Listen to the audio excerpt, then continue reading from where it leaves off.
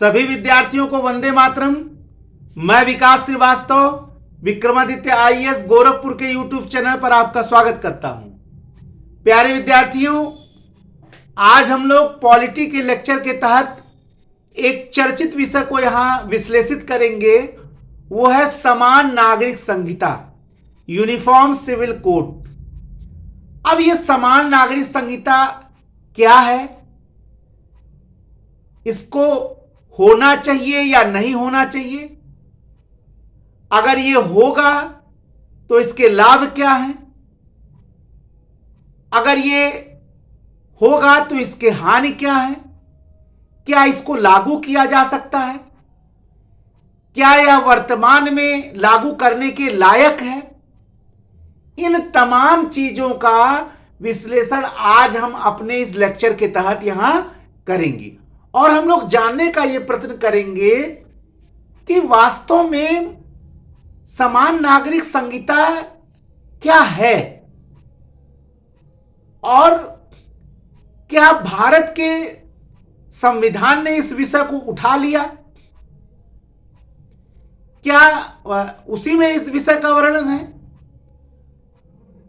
या वर्तमान राजनीति ने इसको अपने तरफ से उठाया है। और यह भी हम लोग यहां देखने का प्रयत्न जरूर करेंगे कि अगर इस विषय पर आज आलोचना, प्रत्यालोचना या खंडन या मंडन दोनों हो रहा है तो क्या हमारे संविधान निर्माताओं की इसमें कुछ गलती थी, उन्हें नहीं उठाना चाहिए था। अगर उन्होंने उठा लिया था, अगर उसको उसमें सम्मिलित कर लिया है संविधान के किसी भाग में, तो क्या उनको नहीं करना चाहिए था। और अगर उन्होंने किया है, जाहिर सी बात है उस समय वो देश के सबसे विद्वान और ज्ञानी लोग थे, तो अगर उन्होंने इसको शामिल किया तो उसका जरूर कारण होगा। अगर किया शामिल तो जरूर कारण होगा, कुछ ना कुछ देश के लिए सोच रहे होंगे। आज हम अपने इस लेक्चर के तहत निष्पक्ष रूप से इसका विश्लेषण करेंगे। जाति, धर्म, भाषा, क्षेत्र से ऊपर उठकर केवल राष्ट्र हित में डिस्कशन करेंगे। मैंने आपको बताया है कि एक सिविल सेवा का अभ्यर्थी हमेशा डिस्कशन निष्पक्ष करता है। उसे जाति, धर्म, भाषा, क्षेत्र से कुछ नहीं लेना है, वो तो पूरे देश का है। उसका तो एक ही लक्ष्य है, देश हित। और देश हित के लिए जो सोचता है वो समस्त सामाजिक बंधनों से ऊपर उठकर बात करता है। आज हम लोग इसी का डिस्कशन करेंगे। समान नागरिक संहिता, यूनिफॉर्म सिविल कोड, भारत के संविधान के अनुच्छेद 44 यानी 44, आर्टिकल 44 में राज्य को यह निर्देश दिया गया है कि राज्य भारत में समान नागरिक संहिता बनाने का प्रयत्न करे। अब प्रश्न यह उठता है कि समान नागरिक संहिता का अर्थ क्या है।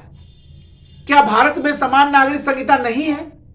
तो सबसे पहले हम ये जानेंगे कि समान नागरिक संहिता होता क्या है। देखिए, जो आपराधिक विषय हैं, चाहे वो हत्या हो, चाहे वो मर्डर हो, चाहे वो क्या कहते हैं डकैती हो, लूट हो, ये आपराधिक संहिता के तहत आते, क्रिमिनल कोड की तहत आते।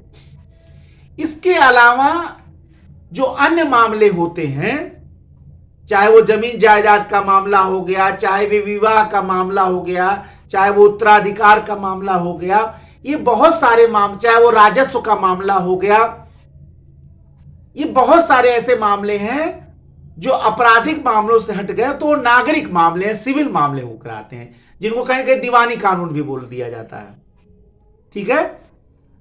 अब सबसे बड़ी बात यह है कि आपराधिक मामले तो पूरे भारत में एक है। चाहे वो अगर कोई मर्डर करता है तो चाहे वो हिंदू हो, चाहे वो मुसलमान हो, चाहे वो सिख हो, चाहे ईसाई हो, सबको बराबर का दंड मिलेगा।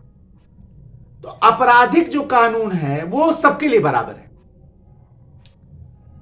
लेकिन जो सिविल कानून है उसमें धर्म के आधार पर कुछ डिफरेंस है। लेकिन यहां यह भी समझने वाली बात है कि क्या सिविल कानून, क्या नागरिक कानून पूरे रूप से धर्म के हर धर्मों के लिए अलग अलग है? बिल्कुल नहीं। बहुत सारे ऐसे कानून हैं, लगभग ज्यादा ऐसे कानून हैं सिविल के जो बराबर हैं सभी धर्मों के लिए, चाहे वो भारतीय साक्ष्य अधिनियम हो, चाहे वो अनुबंध अधिनियम हो, चाहे संपत्ति हस्तांतरण अधिनियम हो, ये सभी बराबर हैं। और ये सिविल कोड है, इनमें बराबरी है सभी धर्मों के लिए। तो प्रश्न ये उठता कि विवाद कहां है? अगर समान नागरिक संहिता की बात की गई है तो इसका क्या मतलब है? देखिए, समान नागरिक संहिता शब्द ये कह रहा है कि भारत में सभी धर्मों के लिए समान नागरिक कानून होना चाहिए। किस क्षेत्र के लिए? चाहे वो विवाह हो, चाहे वो तलाक हो, चाहे वो उत्तराधिकार का नियम हो, चाहे वो गोद लेने का नियम हो, इन सभी विषयों के क्षेत्र में सबके लिए समान कानून होना चाहिए, क्योंकि बाकी विषयों के लिए कानून है ही। लेकिन अब समान नागरिक संहिता में क्या मांग हो रही है? समान नागरिक संहिता का मतलब यह हुआ कि सभी धर्मों के लिए विवाह के नियम एक हो, गोद लेने के नियम एक हो, उत्तराधिकार लेने के नियम एक हो, उत्तराधिकार के नियम एक हो, ठीक है, तलाक के नियम एक हो, ये सारे नियम एक होने चाहिए सभी धर्मों के लिए। अब समान नागरिक संहिता इसी की बात कर रहा है। तो प्रश्न ये उठता है कि क्या विवाह के नियम अलग अलग हैं सभी धर्मों के लिए? क्या तलाक के नियम अलग अलग हैं? क्या गोद लेने के नियम अलग अलग हैं? क्या उत्तराधिकार के नियम अलग अलग हैं सभी धर्मों में? तभी तो मांग हो रही है समान नागरिक संहिता के तहत सबको एक कर दिया जाए। बिल्कुल सही बात है ये कि अभी तक सब में अलग अलग है। इसीलिए आपको जान के ये भी अच्छा आश्चर्य लगेगा कि इन समस्त कानूनों को पर्सनल लॉ की तहत ला दिया गया कि भाई हर धर्मों का ये व्यक्तिगत कानून है। देखिए, इसमें कोई दो राय नहीं है कि वैचारिक भिन्नता, या ध्यान से सुनिएगा, वैचारिक भिन्नता और वैचारिक भिन्नता के आधार पर लोगों के आस्था परक क्रियाओं में भिन्नता है। मैं गलत या सही नहीं कह रहा हूं। वैचारिक भिन्नता के कारण लोगों की आस्था के केंद्र और आस्था के तहत होने वाली क्रियाविधियों में भिन्नता है। तो जाहिर सी बात है कि धर्म का संबंध केवल व्यक्ति के व्यक्तिगत जीवन से नहीं है। धर्म का मतलब यह होता है कि वह व्यक्ति के जीवन के संपूर्ण पक्ष को प्रभावित करता है, चाहे वो आंतरिक हो चाहे वो बाह्य हो। आंतरिक अंतः चेतना को प्रभावित नहीं करता है, बल्कि आपके बाह्य भौतिक जगत को भी वो प्रभावित करता है। तो फिर चाहे राज्य का संबंध क्यों ना हो, चाहे वो कानून का संबंध क्यों ना हो, सबको मिला के प्रभावित करता है। तो दोनों को बिल्कुल अलग करके नहीं देखा जा सकता। ऐसा नहीं कह सकते केवल व्यक्तिगत घटना है। ठीक है, विवाह के कानून व्यक्तिगत हो सकते हैं, आप कह रहे हैं कि हो जाना चाहिए, लेकिन ऐसा नहीं, प्रभावित है, एक दूसरे को गुथा हुआ, ऐसा नहीं आप कह सकते हैं। ऐसा नहीं है कि राज्य बिल्कुल तटस्थ हो सकता है। दुनिया में तटस्थ राज्य की संकल्पना ही नहीं है। तटस्थ राज्य स्विट्जरलैंड को कहा जाता है, लेकिन ऐसा नहीं है। हर कोई कहीं कहीं प्रभावित है धर्म से। अब विवाह के कानून देख लिया जब भिन्नता है, जैसे मुस्लिमों को 4 विवाह का अधिकार मिला हुआ, हां ठीक है कुछ परिस्थितियों में, लेकिन है अधिकार। लेकिन हिंदुओं को एक ही विवाह का अधिकार है। अभी कुछ दिन पहले उनके वहां ट्रिपल तलाक था, 3 बार तलाक बोल दिए, तलाक हो गया। लेकिन जो हिंदू है उनको मुकदमे में जाना पड़ता है। किसी हिंदू को गोद लेने का अधिकार है, संपत्ति में हिस्सा देने का भी अधिकार है। लेकिन अगर कोई मुस्लिम है तो वहां गोद लेने की प्रथा नहीं है, ले भी लेता है तो संपत्ति में हिस्सा नहीं दे पाएगा। उत्तराधिकार के क्षेत्र में भी भिन्नता है। दोनों में महिलाओं के लिए उत्तराधिकार की अलग अलग व्यवस्था है दोनों धर्मों में, या हिंदू मुस्लिम सिख ईसाई सब में आप अलग अलग देख सकते हैं। यानी कि चाहे वो विवाह हो, चाहे वो तलाक हो, चाहे वो उत्तराधिकार का नियम हो, चाहे वो गोद लेने का नियम हो, और कुछ छोटी और पर्सनल चीजें हैं, इन सबों में विभिन्न धर्मों में भिन्नता है, सबके अपने अपने पर्सनल लॉ है। और समान नागरिक संहिता इसी को बराबर समान करने की बात करता है। इसी में कुछ ऐसे कानून लाना चाहता है जो विवाह के क्षेत्र में, गोद के क्षेत्र लेने के क्षेत्र में, उत्तराधिकार के क्षेत्र में, तलाक के क्षेत्र में सभी धर्मों पर बराबर रूप से लागू हो, और यही है समान नागरिक संहिता की मांग। अब प्रश्न ये उठता कि क्या ऐसा हो सकता है? क्या ये सही होगा या गलत होगा? देखिए, पूर्ण रूप से गलत या पूर्ण रूप से सही, ये दोनों शब्द अतिशयोक्ति होगा। अगर हमारे संविधान निर्माताओं ने इसको रखा है तो इसका मतलब ये तो गलत तो होगा ही नहीं। तो हमें उनके भावना को भी समझना पड़ेगा कि अगर रखा है तो क्यों रखा है, और अगर उन्होंने रखा है तो उन्होंने उस समय ही क्यों नहीं इसको लागू कर दिया। तो जाहिर सी बात है, उस समय धर्म के आधार भी देश विभाजित हो गया था, तो उन्हें लग रहा था कि इसको समय पर छोड़ दिया जाए। और आपको जान के आश्चर्य होगा कि संविधान सभा में इस पे भी डिस्कशन हुआ कि इसको मौलिक अधिकार के तहत रख दिया जाए कि नीति निर्देशक तत्वों के तहत रख दिया जाए। तो बिल्कुल थोड़ी से अंतर के माध्यम से इसको राज्य के नीति निर्देशक तत्वों में रखा गया, ताकि वह अनिवार्य ना हो, वो शुड हो, मस्ट ना हो। ठीक है ना?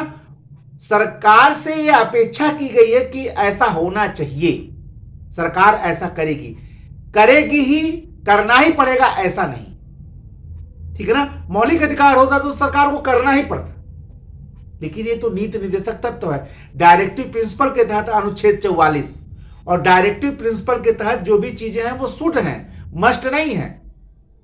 सरकार को करना चाहिए, सरकार करेगी ही, ऐसा नहीं है। क्लियर है? अब ये हम लोग देखा जाए, ये हम लोगों ने जान लिया कि समान नागरिक संहिता क्या है, किस क्षेत्र में यह है, इसको लागू करना है, क्या लोगों की मांग है, क्या है इसकी समान नागरिक संहिता की। हमने ये भी देख लिया कि समान नागरिक संहिता अभी कई जगह है, लेकिन पर्सनल लॉ के क्षेत्र में नहीं है, और समान नागरिक संहिता की जो मांग हो रही है यूनिफॉर्म सिविल कोड की, वो पर्सनल लॉ के क्षेत्र में ही हो रही है कि यही लागू कर दिया जाए। अब हम लोग यहां विश्लेषण करेंगे एक निष्पक्ष सिविल सेवा के विद्यार्थी के रूप में कि अगर यूनिफॉर्म सिविल कोड आ गया तो इसके पक्ष में क्या तर्क होगा। जो लोग यूनिफॉर्म सिविल कोड लागू करने की बात करते हैं वो उसके पक्ष में क्या तर्क देते हैं। अच्छा, इसके विरोध में क्या तर्क दिया जाता है, क्योंकि भारत का एक बड़ा जो धार्मिक समुदाय है वो उस यूनिफॉर्म सिविल कोड को लेकर शशांकित रहता है। अच्छा, उसे ऐसा भी लग सकता है कि कहीं एक धर्म का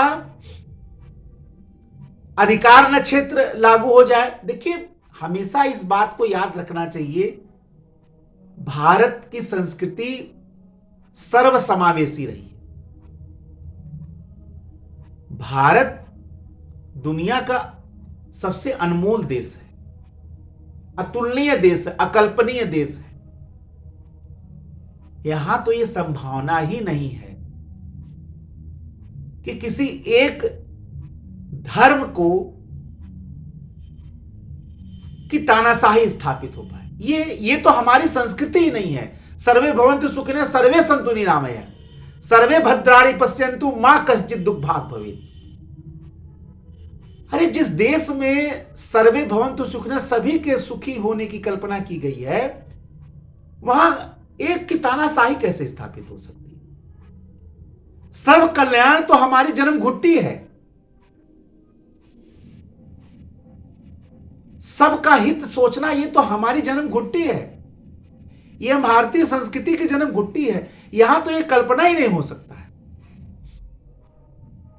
देखिए, हमेशा याद रखिए कि अगर समान नागरिक संहिता की बात हो रही है उसके पीछे कुछ कारण है, वो भी मैं आपको यहां बताने जा रहा हूं। एक बात हमेशा याद रखिएगा, जैसे अभी मैं बताने जा रहा हूं कि इसकी मांग क्यों हो रही है। तो इसके इसके पक्ष में जो लोग हैं वो क्या तर्क दे रहे हैं? पहला दे रहे हैं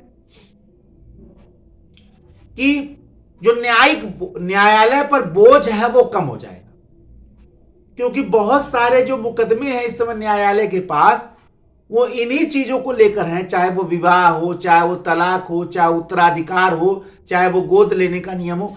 इसी आधार पर ये सारी समस्याएं चल रही हैं। ठीक है, बहुत सारी समस्याएं हैं इस समय न्यायालयों के पास। तो न्यायालयों को के पास ये समस्याएं जब हट जाएंगी, ये सारी जो विवाह के क्षेत्र में है इसके अलग अलग जो कानून हैं, और अलग अलग कानून होने की वजह से जो विभिन्न लोगों के साथ अन्याय हो रहा है, उस अन्याय में कमी आ जाएगी, तो अपने आप बहुत सारे मुकदमे समाप्त हो जाएंगे कोर्ट में, क्योंकि धर्म के नाम पर अन्याय हो रहा है। तो अब जैसे बहुत सारी महिलाएं हैं, चाहे वो मुसलमानों में ही हो, जाहिर सी बात है तलाक के क्षेत्र में 3 तलाक दे दिया गया, उत्तराधिकार में समस्या है तो वो कोर्ट चली गई। बहुत सारे हिंदुओं में भी यही समस्या है। तो अगर सबके लिए कानून निष्पक्ष रूप से लागू हो जाएगा तो ये समस्याएं समाप्त हो जाएंगी लोगों का। लेकिन निष्पक्ष लागू होगा कि नहीं, प्रश्न इस पे यहां देखना है। प्रश्न ये नहीं देखना है कि लागू होगा, बिल्कुल लागू हो। अगर भाई देखिए, एक बात हमेशा याद रखिएगा, अगर कल्याण की बात हो तो सब धर्म के लिए एक है, अगर भलाई की बात हो तो सब धर्म के लिए। कोई धर्म ये नहीं कहता कि हमारा भलाई करो, उनका भलाई ना करो। अगर बात भलाई की हो, अगर बात लोक कल्याण की हो, अगर बात लोगों के समस्याओं को दूर करने की हो सच्चे मन से, तो मुझे तो ये नहीं लगता है कि किसी धर्म को परहेज होगा, इसको किसी धर्म को इससे इनकार होगा। हर धर्म चाहेगा कि भाई कल्याण सबका हो, हमारा भी हो, उनका भी हो। तो प्रश्न तो ये उठ जाता है ना कि ये निष्पक्ष रूप से लागू तो हो, निष्पक्ष रूप से लागू हो तो निश्चय इसका स्वागत होना चाहिए। लेकिन पहले आप एक सर्वमान्य कानून तो बना लें। तो सबसे पहले बात हो रहा है लागू हो गया, जो लोग तर्क दे रहे हैं वो ये कह रहे हैं कि न्यायालय का बोझ समाप्त हो जाएगा।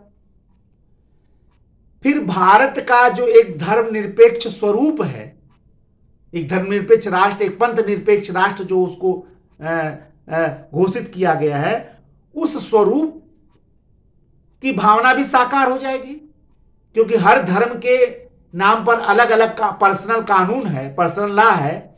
तो जाहिर सी बात है कि धर्म के नाम पर अगर पर्सनल लॉ है तो धर्मनिरपेक्ष स्वरूप हुआ नहीं।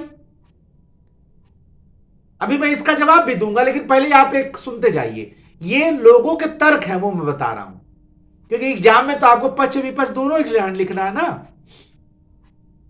भाई। अगर आपसे पक्ष विपक्ष में मूल्यांकन करने कहेगा तब भी आप वही बात करेंगे जो लोग कह रहे हैं। तो धर्मनिरपेक्ष स्वरूप की भी स्थापना साकार होगी। जो धर्मनिरपेक्ष भारत के धर्मनिरपेक्ष स्वरूप की जो संकल्पना है वो भी तो साकार हो जाएगा अगर आप इसको लागू करेंगे। इसके अलावा जो वोट की राजनीति है, धर्म के नाम पर जो वोट की राजनीति होती है कि कोई कहता हम लागू करेंगे तो वो उस नाम पे वोट लेता है, कोई कहता हम नहीं लागू होने देंगे उस नाम पे वोट लेता है। तो जो वोट की राजनीति है उस पर भी अंकुश लगेगा। जाहिर सी बात है जो वोट की राजनीति है वो भी समाप्त होगा, और जाहिर सी बात है विभिन्न धर्मों में एकता की स्थापना भी हो जाएगी। और जो सबसे बड़ी बात है वो है लैंगिक न्याय, जेंडर इक्वलिटी या जेंडर जस्टिस की स्थापना होगी। एक बात हमेशा याद रखना पड़ेगा कि हर धर्मों में कहीं न कहीं पुरुषवादी मानसिकता का वर्चस्व है, इस बात से इनकार नहीं कर सकते हैं आप। और हर धर्मों का झुकाव कहीं न कहीं पुरुष की ओर है या पुरुषवादी मानसिकता की ओर है। और यदि इस आधार पर महिलाओं के साथ अन्याय हो तो जाहिर सी बात है किसी भी धर्म के पर्सनल लॉ के आधार पर इस लैंगिक अन्याय का सपोर्ट नहीं किया जा सकता, पहले ही जान लीजिए। कोई कहता हूं हमारा पर्सनल लॉ है और उस नाम पर आप महिलाओं के साथ अन्याय करें, इसको स्वीकार नहीं किया जा सकता। पहली बात आप जान लीजिए। अगर 3 तलाक समाप्त हो गया है, सरकार ने समाप्त कर दिया है और इससे महिलाओं के प्रति न्याय हो रहा है, तो आप ये नहीं कह सकते कि हमारे धर्म में हस्तक्षेप है। ये कुछ लोगों को ये लग सकता है, लेकिन भैया आप पर्सनल लॉ या अपने धर्म के आधार पर या आप अपने शरीयत के आधार पर महिलाओं के साथ अन्याय नहीं कर सकते। ठीक है, हर धर्म में अन्याय है, ये मैं नहीं कह रहा हूं। हिंदू धर्म में भी महिलाओं के प्रति अन्याय है, ईसाइयों में भी है, सिखों में, सब में है। ये तो कोई कह ही नहीं सकता कि अन्याय नहीं है,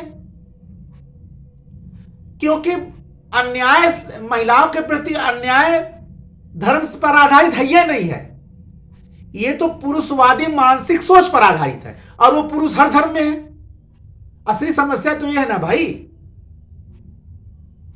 चाहे पुरुष चाहे वो हिंदू का हो, पुरुष चाहे वो मुसलमान का हो, पुरुष चाहे सिख का हो, चाहे पुरुष का है ईसाई का हो, है तो पुरुषवादी दंभ से भरा हुआ है, तो सोच तो उसकी वही होगी। इसलिए जाहिर सी बात है अन्याय हो जाता है, इसमें कोई दो राय नहीं है। तो उस अन्याय को आप अपने पर्सनल लॉ के आधार पर उचित नहीं साबित कर सकते। तो हमें इस बात को जरूर ध्यान रखना होगा कि हमारे अपनी संस्कृति है, हमारा अपना संस्कार है, हमारा अपना धर्म है, इसकी रक्षा जरूर होनी चाहिए। लेकिन इसके रक्षा के आधार पर आप किसी के प्रति अन्याय नहीं कर सकते, खासकर महिलाओं के प्रति। यह हमेशा याद रखना पड़ेगा कि हमें अपने धर्म की रक्षा करनी ही करनी है। और भारत जैसे देश में नहीं होगा तो कहां ना होगा, 100% होगा, लेकिन इसके आधार पर आप न्याय नहीं कर सकते हैं। इसलिए हमेशा याद रखिएगा कि यूनिफॉर्म सिविल कोड की उस समय सबसे ज्यादा जरूरत होगी जब धर्म के रक्षा के नाम पर किसी के साथ अन्याय किया जा रहा हो। हमेशा याद रखिएगा। तो समान नागरिक संहिता की मांग बार बार होगी, हमेशा याद रख लीजिए इस बात को। ये मांग खत्म नहीं होगी और आप इससे इनकार नहीं कर पाएंगे, चाहे वो किसी धर्म का व्यक्ति हो। हमेशा याद रखिएगा। इसलिए हमेशा प्रासंगिक है। अगर हमसे कोई ये पूछे कि ये प्रासंगिक है कि नहीं, तो मैं एक ही जवाब दूंगा कि अगर किसी के प्रति अन्याय हो रहा है पर्सनल लॉ के आधार पर, तो समान नागरिक संहिता होना ही चाहिए। उसमें मैं अपना ये तर्क जोड़ रहा हूं। अभी तक जो तर्क दिया वो तो मांग है लोगों की, लेकिन ये अपना मैं तर्क जोड़ रहा हूं कि अन्याय नहीं हो सकता है। धर्म के नाम पर आप अगर महिलाओं के प्रति अन्याय कर रहे हैं या गोद लिए बालक को आप संपत्ति में कुछ दे ही नहीं रहे, तो वो बेचारे का अस्तित्व क्या होगा, उस बेचारे का जीवन में स्टेटस क्या होगा, परिस्थिति क्या होगी। तो जाहिर सी बात है अन्याय हो ही रहा है। तो आप ये तो नहीं कर सकते कि, तो अगर ऐसे क्षेत्रों में अन्याय के क्षेत्रों को दूर कर दिया जाए तो अपने आप कानून से बराबर हो गया। तो ये तो वो तर्क रहा जो ये कह रहे थे कि भाई लागू होना क्यों चाहिए। अब जो लोग ये कह रहे हैं कि लागू होगा तो क्या हानि होगा, यानी इसके विपक्ष में जो तर्क दे रहे हैं, आइए पक्ष वाला तर्क का तो उन्होंने सुन लिया गया। बहुत लोग कह रहे हैं कि भारत की जो बहुधर्म संस्कृति है या बहुसंस्कृतवाद, प्लूरलिज्म जो है भारत का, इससे विनष्ट हो जाएगा। बहुसंस्कृतिवाद ये एक नई अवधारणा है, हमारे वहां आदिकाल से बहुसंस्कृतिवाद है। यानी जो डाइवर्सिटी है, क्योंकि सबके लिए कानून आप जबरदस्ती लागू करेंगे तो डाइवर्सिटी समाप्त हो जाएगा। अरे भाई, डाइवर्सिटी के आधार पर आप डिस्क्रिमिनेशन थोड़ा कर सकते हैं। डाइवर्सिटी के आधार पर, विविधता के आधार पर आप विभेद थोड़ा कर पाएंगे, करेंगे थोड़ा कि ये स्त्री है ये पुरुष है। डाइवर्सिटी अपने जगह है और डिस्क्रिमिनेशन अपने जगह है। डाइवर्सिटी के आधार पर आप डिस्क्रिमिनेशन करके किसी के प्रति इनजस्टिस नहीं कर सकते। ये हमेशा याद रखिए। तो जो लोग विपक्ष में तर्क दे रहे हैं कि बहुसंस्कृतिवाद खतरे में पड़ जाएगा, ये पूर्णतः सही उत्तर नहीं है। हमने बताया ये बहुसंस्कृतिवाद तो हमारी जन्म घुट्टी है। वहां ये नहीं कहा गया कि हिंदू सुखिनः भवतु, सर्वे यानी बहुसंस्कृति की बात हम कर रहे हैं। सर्वे भवन्तु सुखिनः रखा गया है, सर्वे सन्तु निरामय। पहला बात हो गया, पहला तर्क ये दे रहे कि बहुसंस्कृतिवाद करता। दूसरा वो ये तर्क देते हैं कि सभी पर हिंदू कानून लागू कर दिया जाएगा। हिंदू कानून लागू कर दिया जाएगा मतलब यूनिफॉर्म सिविल कोड का मतलब हुआ कि सभी पर हिंदू कानून लागू करना। देखिए ये तो तब माना जाएगा, ये बात सही तब माना जाएगा जब ये लगता हो कि हिंदू सभी समान रूप से कानून लागू कर रहे हो अपने ऊपर। ये तो तभी सही होगा कि जब सभी भारत के हिंदू जो हैं, वो जो हिंदू कोड बिल लागू हुआ 1955 में, तो क्या पूरा भारतीय हिंदू जो है वो हिंदू कोड बिल से शासित हो रहा है? पहले ये तो सिद्ध हो जाए। जबकि ये पूर्णतः सत्य नहीं है। भारत का हर क्षेत्र हिंदू कोड बिल से, या भारत का सभी हिंदू या सभी हिंदू जो क्या हिंदू कोड बिल से शासित है? आपको मैं एक उदाहरण देके बताता हूं। हिंदू कोड बिल के तहत जो है किसी निकटतम संबंधी से विवाह नहीं हो सकता। उत्तर भारत के हिंदू निकटतम संबंधी से वैवाहिक संबंध स्थापित नहीं कर पाते हैं, लेकिन दक्षिण भारत में निकटतम संबंधियों से भी शादी होता है। ऐसा कैसे हो पा रहा है जरा बताइएगा? तो क्या हिंदू कोड बिल से वो शासित हैं? हर क्षेत्र की अपनी अपनी धार्मिक परंपराएं हैं। मणिपुर मेघालय अपने संस्कृति से शासित हैं। जो भारत के आदिवासी क्षेत्र हैं या आदिवासी हिंदू ही कर लीजिए, वो भी अपने परंपरा से शासित हैं। क्या उनका कानून हिंदू कोड बिल से प्रभावित हो रहा है? या मुस्लिम पर्सनल लॉ की बात कर ली जाए तो भारत के सभी मुस्लिम जो हैं मुस्लिम पर्सनल लॉ से क्या कहते हैं प्रभावित शासित हैं।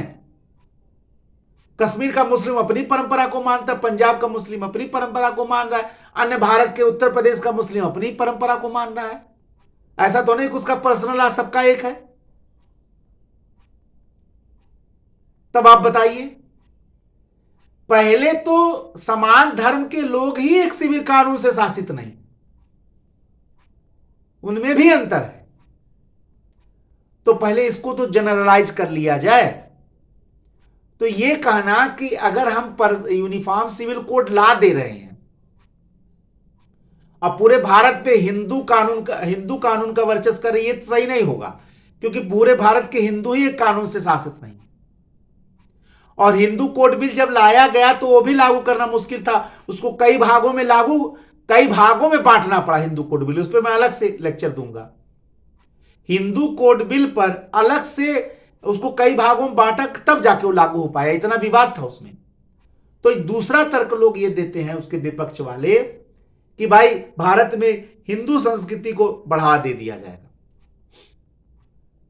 और इसलिए उसका विरोध करते हैं कि एक धर्म का भारत में वर्चस्व हो जाएगा। मुझे लगता है ये सही नहीं है और ऐसा हो ही नहीं सकता। तो हिंदू धर्म का वर्चस्व होना है, बहुसंस्कृतिवाद पर खतरा होना, या अल्पसंख्यक वर्ग के चिन्ह को हटाना, या एक धर्म का वर्चस्व स्थापित करना, ये सब सारी चीजें जो शंकाएं हैं वो उन लोगों की तरफ से उठाया जा रहा है जो ये मानते हैं कि यूनिफॉर्म सिविल कोड का मतलब ये हो गया यूनिफॉर्म हिंदू कोड, जहां तक मैं समझ पा रहा हूं। अब मैं ये भी नहीं कह रहा हूं कि उनकी शंका, उनका सोच जो है वो गलत सोच रहे हैं। मैं ये नहीं कह रहा हूं कि वो सही सोच रहे हैं, लेकिन मैं उनकी बात को सोच रहा हूं कि ये शंका उनके मन में है क्यों, पहले ये जान लिया जाए। पहले ये भी बहुत जरूरी है समझ पाना। देखिए, एक सभ्य भारतीय होने के नाते, एक सच्चा देशभक्त होने के नाते मैं ये जरूर कहना चाहूंगा, हमारी संस्कृति, मैंने बताया कि हमारी जन्म घुट्टी में ही सर्व कल्याण बसा हुआ है। इसलिए भारत देश में हर धर्म, हर जाति, हर भाषा, हर क्षेत्र का अंतिम रूप से कल्याण होना ही होना है। देखिए, व्यक्ति गड़बड़ हो सकता है, देश गड़बड़ नहीं हो सकता, राजनीतिक नेतृत्व गड़बड़ हो सकता है, संविधान गड़बड़ नहीं हो सकता है, कानून गड़बड़ नहीं हो सकता, कानून को चलाने वाले गड़बड़ हो सकते हैं।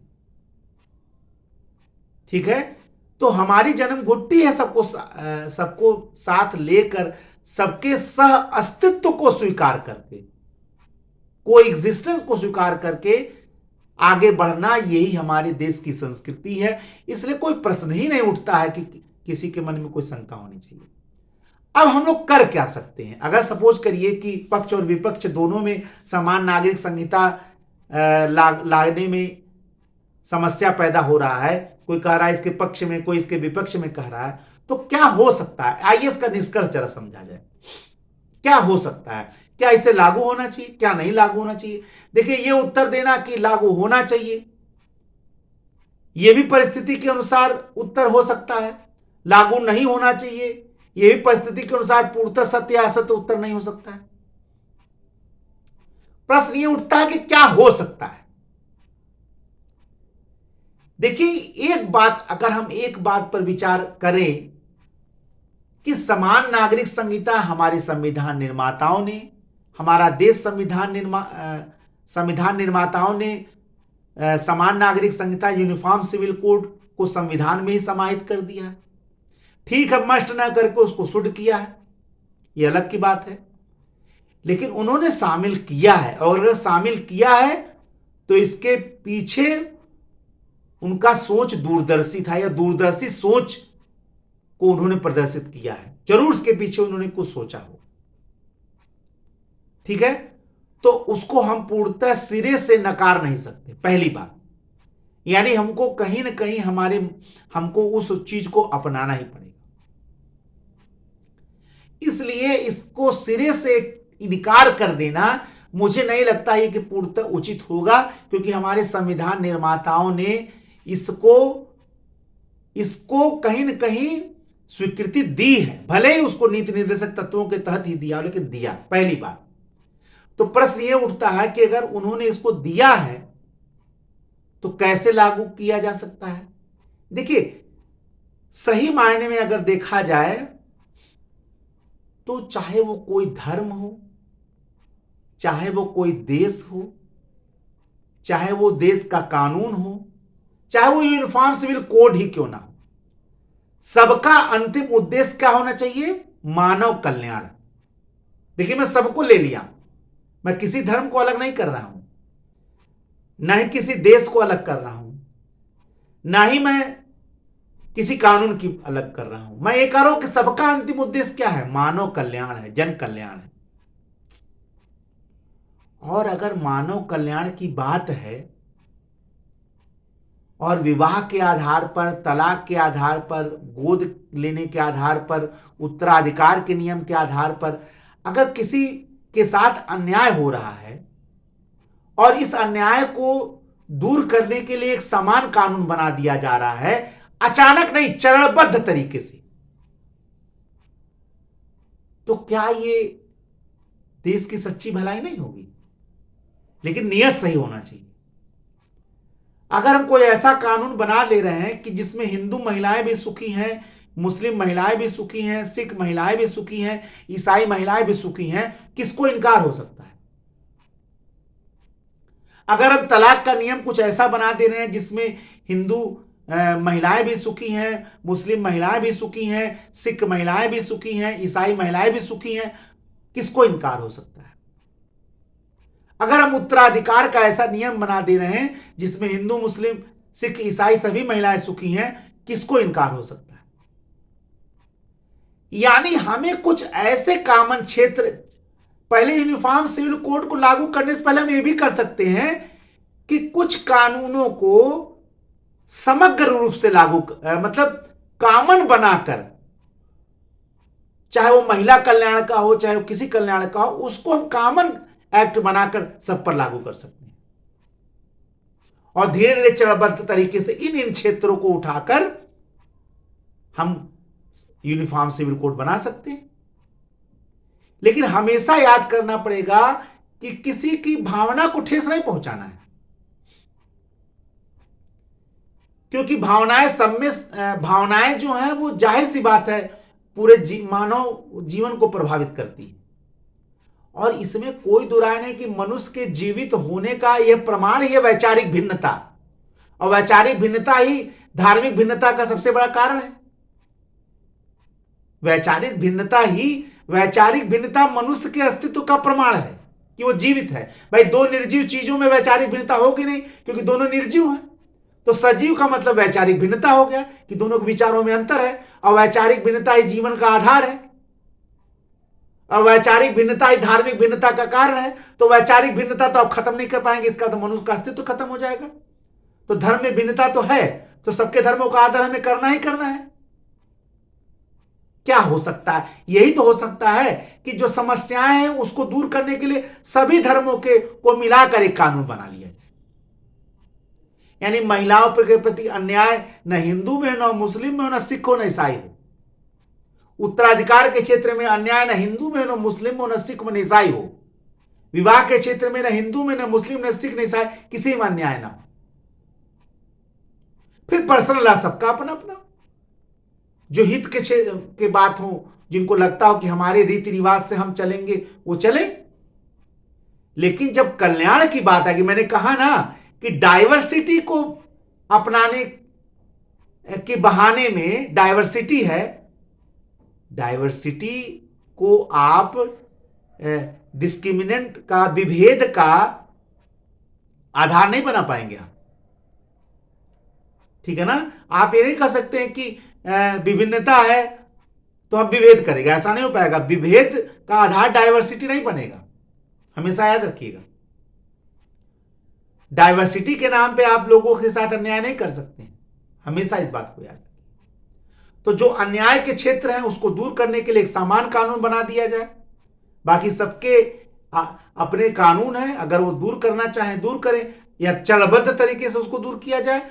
और निश्चित ही एक ऐसे क्षेत्र पर पहुंचा जाए, एक ऐसे कॉमन लॉ पर पहुंचा जाए, एक ऐसे यूनिफॉर्म कोड पर पहुंचा जाए, सिविल कोड पर पहुंचा जाए, जिसमें कुछ ना हो लेकिन एक बात तो हो कि जो अन्याय का तत्व है वो दूर हो जाए।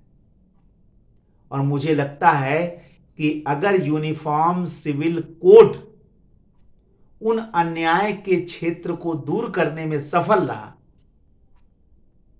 केवल अन्याय का क्षेत्र, पर्सनल लॉ किसी का डिस्टर्ब नहीं करना है, पर्सनल कल्चर किसी का डिस्टर्ब नहीं करना है, पर्सनल जो लोगों की अपनी भावना है उस पर किसी ठेस नहीं पहुंचाना है,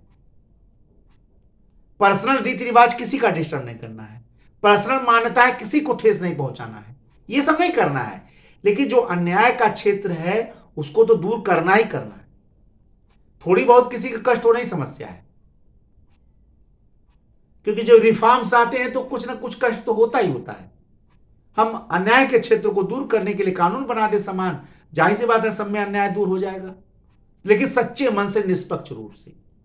तो निश्चय ही इस आधार पर अगर हम यूनिफॉर्म सिविल कोड अन्याय के क्षेत्र को दूर करने के लिए कुछ कुछ क्षेत्रों पर लागू करें, तो यूनिफॉर्म सिविल कोड इन अन्याय के क्षेत्रों को दूर करने के लिए निश्चित ही बन सकता है। बाकी सबका अपना पर्सनल कल्चर, पर्सनल मान्यताएं रहें, तो निश्चित ही यूनिफॉर्म सिविल कोड इन अन्याय के क्षेत्रों को दूर करने के लिए लागू किया जा सकता है। निश्चय ही मैंने अपने इस लेक्चर के तहत कोशिश किया आपको यूनिफॉर्म सिविल कोड समझाऊं, और मेरी कोशिश थी कि निष्पक्ष रूप से इस लेक्चर को रखा जाए, पूर्वाग्रह से मुक्त होकर। और मेरा अपना स्वभाव भी है, मैं निष्पक्ष ही व्यक्ति भी हूं और निष्पक्ष बच्चों, अपने आईएएस के विद्यार्थियों को पढ़ाता हूं। निश्चय ही अगर आपको समझ में आया होगा तो मैं अपने आप को निश्चित ही सफल महसूस करूंगा। एक नए लेक्चर के साथ मैं आपके समक्ष पुनः उपस्थित होऊंगा। तब तक के लिए जय हिंद, जय भारत, वंदे मातरम, धन्यवाद।